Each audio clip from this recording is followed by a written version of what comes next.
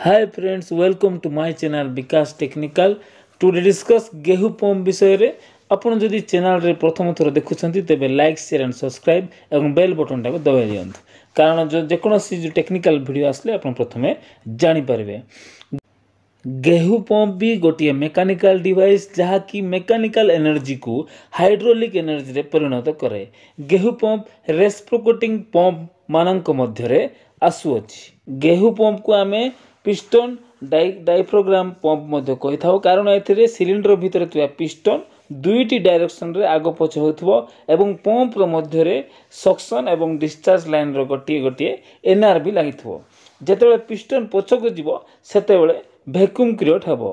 किपरि ना गेहूं पंप रे जो डायफ्राम रो यूज हेइ थाए डायफ्राम पिस्टन मध्य रे प्रोपेलिंग लिक्विड थाए। पिस्टन प्रेशर देले लिक्विड डायफ्राम को आगो पछो करथाए। तो जेतेबेले पिस्टन पछको जीवो तो वैक्यूम क्रिएट हेबो एवं सक्शन पाइप रो एनआरबी ओपन हे जीवो एवं पिस्टन आगु को आसले डिस्चार्ज लाइन रो एनआरबी ओपन हे जीवो सक्शन लाइन रो एनआरबी क्लोज हे जीवो।